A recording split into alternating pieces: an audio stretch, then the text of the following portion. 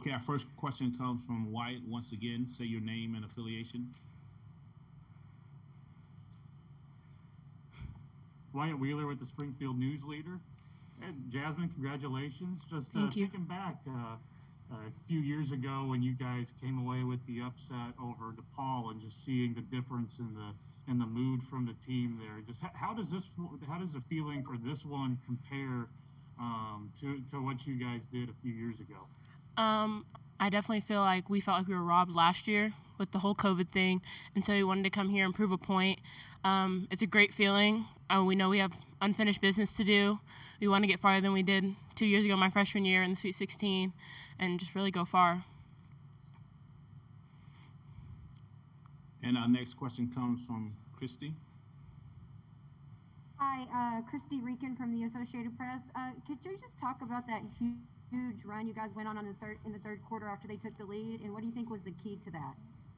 I will say that we came out kind of flat in the third quarter. So once Mox called a timeout, we had to turn it up and flip it around because we knew immediately they could take it and win the game. But we definitely had to come off whatever drought we were on, and I definitely think we did. Clearly, we won, but yeah. And we're gonna go back to Wyatt. Yeah, to be able to go on that run. Just what was it throughout that you guys just kind of woke up and were able to do that? I don't know. I guess it was just a light bulb. I don't know. Just a gear. Kind of happens a switch sometimes. Mox always tells us we can't start late, and that one we did. But thank God we had the energy and the stamina, I guess, to finish it out. Energy and urgency was really big for us in the third quarter since we didn't start out so well. And now we're gonna go to Dan. Yeah, Jazz, Dan Lindblad with Color 10. Y'all got 20 O boards tonight, and talking to Mox earlier in the week, a lot of emphasis was put on pressuring them and getting them to kind of wear down the starting five that they see on the court so much. I take it y'all think you did that with the 20 offensive rebounds? Yes, sir, definitely. We knew they didn't go deep in their bench, so we knew if we wear them down, crashed the boards hard, did our part, then there'd be no doubt that we'd win the game. Christy. And to kind of build on that, how much pride do you take on being able to help dominate the paint the way you guys did with the points in the paint and all the offensive rebounds? Me personally, I'm prideful when it comes to it. If someone gets an O board over me, I'm not okay with it. I have a whole different determination when that happens. I try to be big on crashing the boards as hard as I can and not let anybody get an O board. Second chance shots, one and done, definitely. But for my team, I'd want to crash the boards hard and get us more shots if we miss. And we're gonna go back to Wyatt. Yeah, I mean, you guys got punched today. You guys had the big lead. They were able to come back and take the lead. Just what's it say about the group of girls you play with, and just the way you guys were able to respond and hold UC Davis without a point for the last 7:43 of the third quarter? I think it says about us that we have dog mentality. Like, we're not going to lay down. Regardless if we're down, if we're tied, if we're ahead, we're going to keep playing, no mercy. Stay humble, stay hungry, 24/7. And back to Dan. Jazz, with the tournament and whatnot, obviously you don't have much time to celebrate the wins because you got Wright State, a team that just upset Arkansas today. How long do you celebrate this before you start looking ahead to a team that's already made an upset in this tournament? Once we leave the locker room. And then our coaches are already on the scout. We'll probably watch film tonight, tomorrow. I'm not really sure, but I know that it's like back-to-back type thing. I mean, I'm used to this, so we don't celebrate for long. We definitely enjoy it and take that energy to the next game. Two more questions, Wyatt and Christy. You mentioned just go back and you're not celebrating for long. Just the business feel you guys have right now. You guys aren't going crazy and celebrating on the court, but you're just like, yeah, we did it, and we go on to the next one. Just how much are you noticing that kind of now between now and a couple years ago? I will say a couple years ago, I mean, it was my first time in college and at an NCAA tournament, so that's a different feeling. But since we've been here before, we celebrate, we give our high fives, we say good job. I mean, but we have another game. We're not done yet. And final question, Christy. To go back to that big run you guys had, was there any conversation maybe on the bench or between you guys of like after they scored those first 9 points that someone needed to stop it, or was it just kind of unspoken that you knew you needed to get it together? It's unspoken. I mean, Mox kind of ripped into us, and we were like, okay, we gonna play or we gonna lose? Like, we didn't want to go home, so it's a long way home, and we weren't trying to, so we knew we had to finish the game out, and yeah. Well, Jasmine, that's all the questions for tonight. We want to thank you and wish you the best of luck against Wright State. Thank y'all. All right, you have a good one. Momentarily, we'll be joined by head coach, Coach Marks. Oh, there she is. Coach, good evening and congratulations on the win. Thank you. Yes, ma'am. Coach, could you start with just an opening statement about tonight's game? Yeah, it was exciting. You know, it was. I'm just super proud of our players. You know, we play with just so much resiliency and just persevere through so much. I just want to credit UC Davis. They're a tough team. You know, they're big, they're physical, they run their stuff to the T, that Princeton offense. So they had a great game plan, and they came out and they punched back. You know, in that second half, I thought we started kind of slow. But we regained our focus, our energy, and our determination. Our team is determined, and I'm just really happy to see how this ended. Okay, Coach, and the first question is going to come from Wyatt.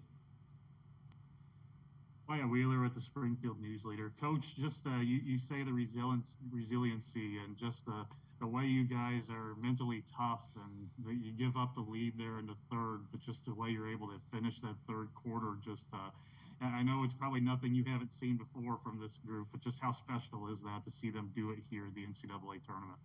Very special. In the field of 64, every team is great. That's why you're here. Doesn't matter the seedings.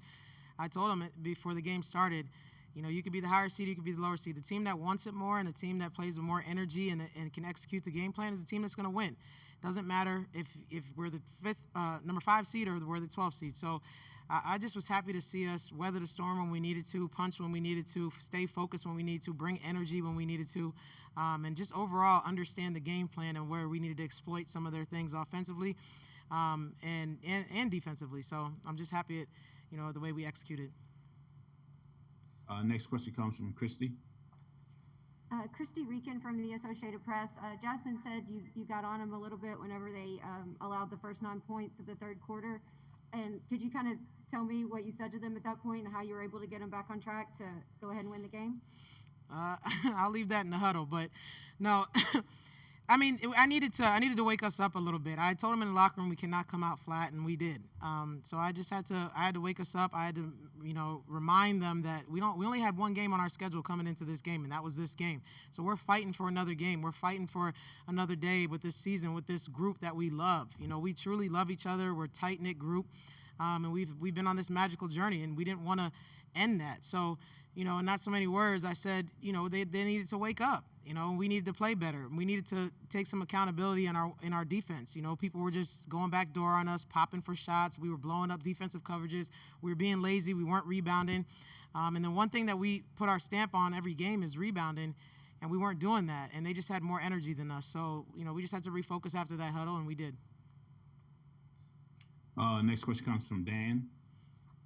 Hey, Coach, Dan Lindblad at Color 10. Kind of going off the rebounds, you mentioned earlier this week trying to get to their depth, knowing that they're primarily a 1 through 5 kind of a team. When you look at the stat sheet and you have 54 rebounds and 20 of them are offensive, how do you think that helped into what you were hoping to do? And also, was there something you saw in the scout that saw you had an opportunity to get so many O boards? Well, actually, UC Davis is number 7, I believe, in the country in defensive rebounding.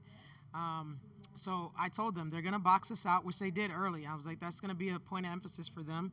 So we can't run to people's backs. We have to swim, move, get around, and be able to get extra possessions for our teams. And I thought in the first half we weren't really doing that. I thought Jazz was rebounding, but that was something I said in the locker room. We got to go get some extra possessions if our shots weren't falling or whatever it is. So definitely it's always a key to our game plan. But watching their scout and knowing that they only have 5 players that they really play over, 30 minutes a game, I felt like we could exploit them when they get tired and just get extra possessions on the board and then limit them to one and done and start our transition on the other end. Our next question comes from Mark. Hey, Coach, Mark Spillane with KY3. When the bracket first came out, it looked like maybe the most likely scenario was you guys versus Arkansas. Then Arkansas goes down.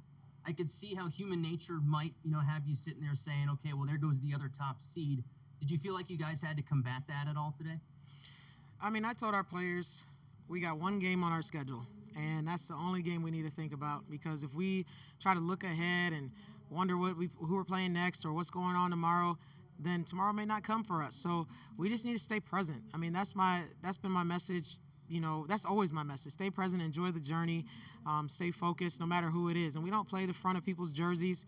We respect all, fear none. We say that over, time and time again. So it didn't matter if it was Arkansas or Wright State. At this point, we're just ready to play. So it happens to be Wright State, who is a great team, who has some prolific scoring guards and some bigs inside. So, either team would have been tough, and it just happens to be Wright State. And our next question comes from Christy. Can you talk about the performance that Jasmine gave you today? It seemed like what she was able to do for you really helped you dominate inside and was a big key to the win today. Huge key. In the beginning, I think the first 5 minutes or so, she struggled a little bit, had to settle in. Her adrenaline was going, so I had to sub her out, talk to her a little bit, calm her down. I was like, you're going to be fine, and you're going to finish this game great. Just got to get your second win.